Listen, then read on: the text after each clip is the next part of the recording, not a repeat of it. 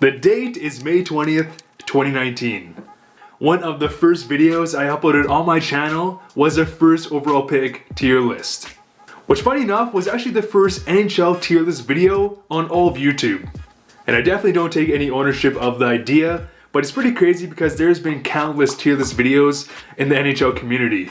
But in that video, I had a lot of hot takes and just questionable decisions. And even well over a year later, I still get comments all the time of people telling me how wrong I am.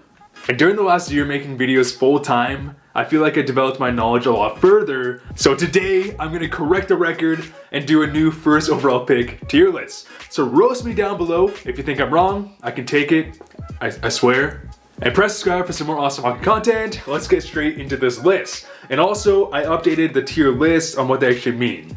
So they're pretty self-explanatory, but I will go over them briefly. So top 10 in history, you know, your top 10 goal scorer, goalie, defender, or just scorer in general. Hall of Fame player, someone who's clearly going to the Hall of Fame. All-star players who are very good. They're not quite Hall of Fame players, but they were stars throughout their career.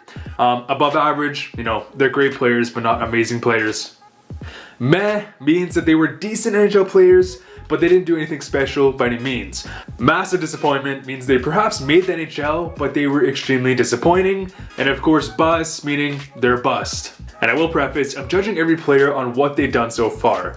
I'm gonna put some weight on potential, but not as much. So mainly on what they proved to me, to us so far. Let's get straight into this video. All right, where to start? Let's go with Rick DiPietro. So if you guys don't know who Rick DiPietro is, if he's above you, or if he's out of your timeline here, he's an absolute legend who signed a 15-year contract. 15 years. That's not even, you can barely sign half of that today. Worth $67.5 million. This guy's a legend. You know, he has one of the worst contracts in NHL history. He dealt with a lot of injuries, and he didn't have the best team around him. But DiPietro realistically only had one good season, where he posted a .919 save percentage in 2007, which also earned them that contract. And a lot of people say that if DiPietro didn't run into so many injury issues and had a better team, he would have had a much better career. And I think in my last video I gave him a D, but I still think he's going to be a massive disappointment. You know, he really only had one good season, and then he signed like a franchise-ruining contract, well, at least in 2007. So DiPietro goes in massive disappointment. Don't know if anyone's gonna disagree with that one. I got some notes. I'm gonna try to be more objective in this one. So I did a little study, so hopefully you guys appreciate that. Okay, let's go to Rick Nash next. Rick Nash. So Rick Nash, pure goal scorer, great goal scorer, but he was, again, kind of like DiPietro. It's kind of a common theme here on a lot of these guys. They didn't have the best team around them. In 2004, Rick Nash tied Ilya Kovalchuk for the Maurice Richard Trophy with 41 goals.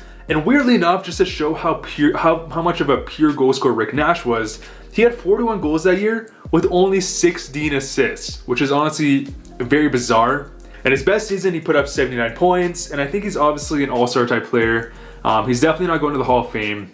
Sadly, he was a great goal scorer, but he never got to the next level.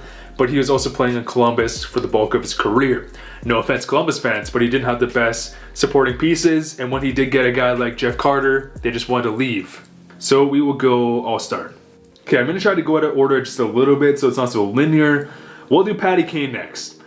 This one's pretty obvious to me. Patty Kane, absolute beauty, who may just have the best hands in NHL history. I think that's a pretty fair statement.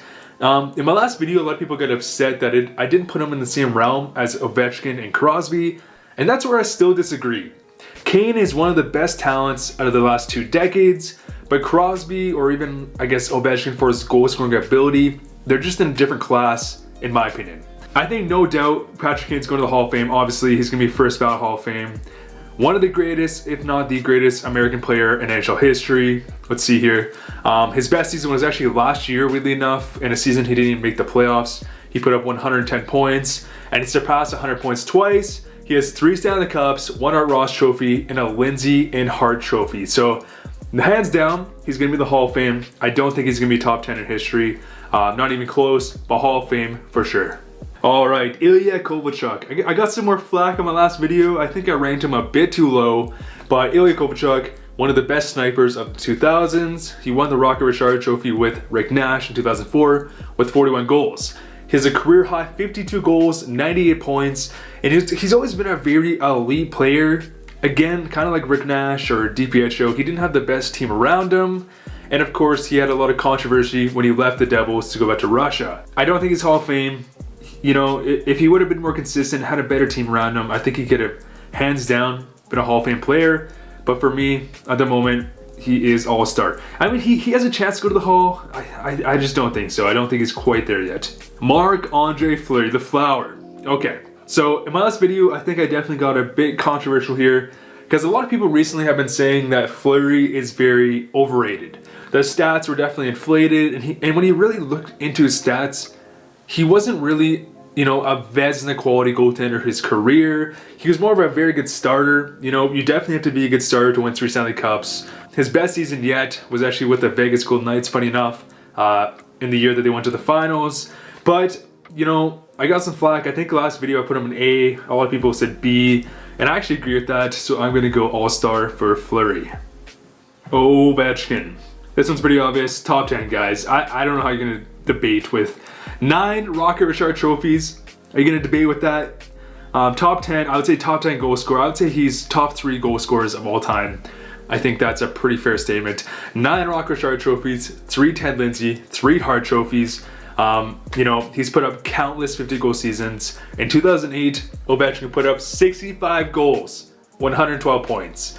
And arguably, again, he's one of the best goal scorers in NHL history.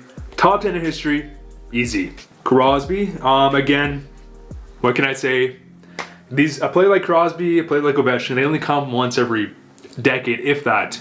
So again, hands down, top 10 in history. Let's see here. 3 Stanley Cups, World Juniors, he's won in everything. World Championship, Olympics, QMJHL. He's had 10 seasons where he was on pace, if not had north of 100 points. I mean, there's not much more to say. Crosby's a legend, top 10 in history, easy.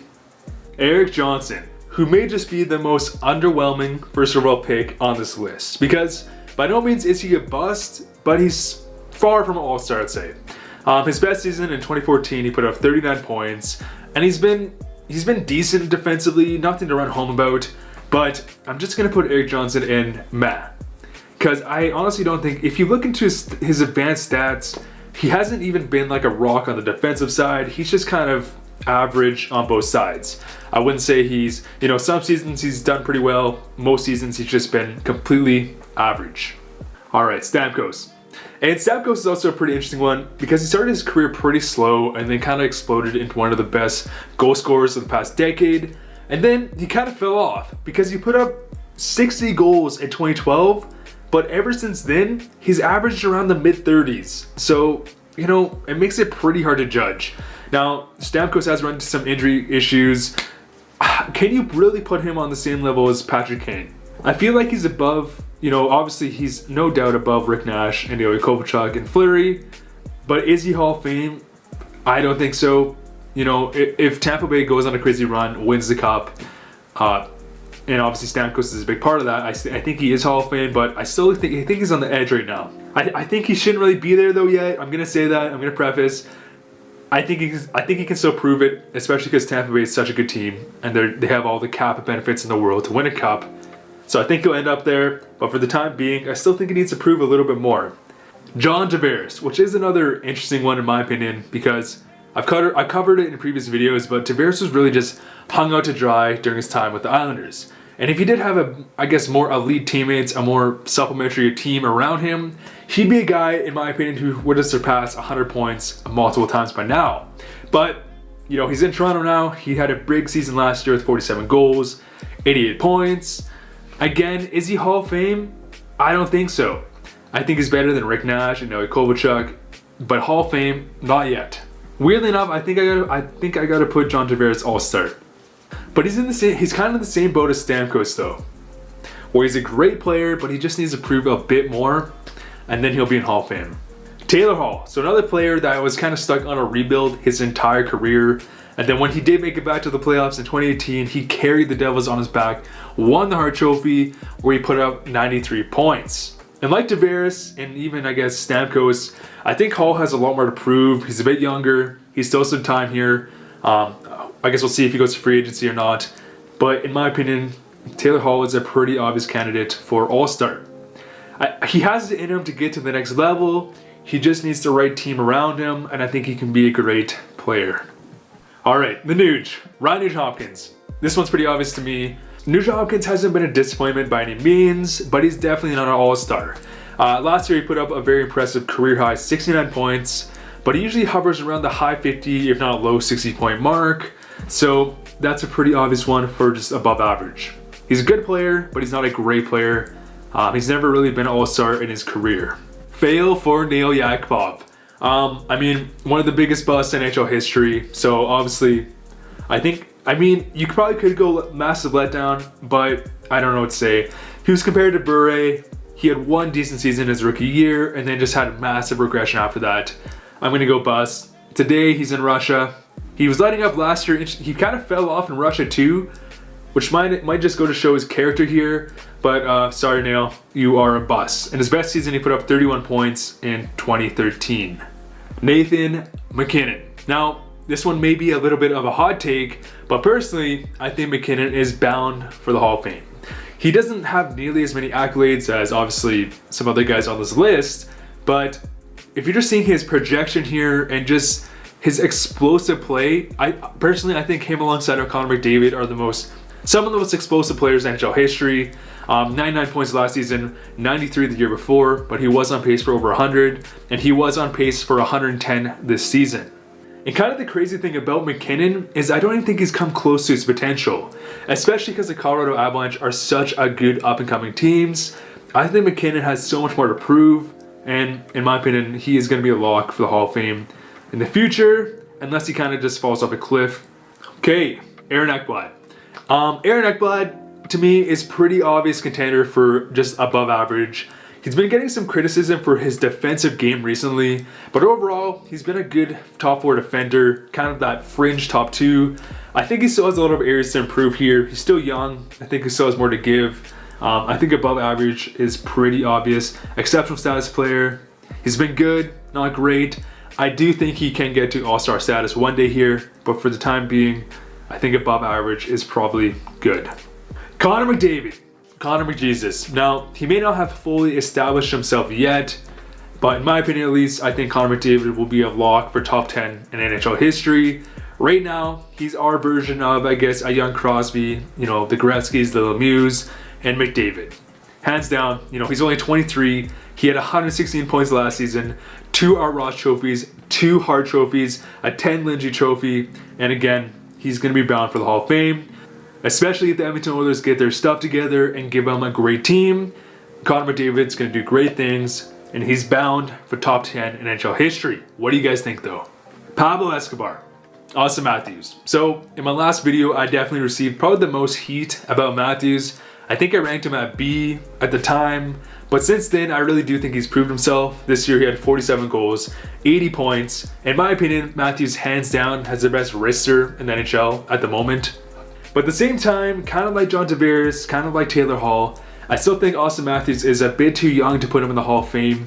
I think he has a lot more to prove. I think he'll get there, but I think it'll be a big statement just to throw him in the Hall of Fame. I think I gotta go All-Star. But again, don't hate me, I think he will be in the Hall of Fame one day.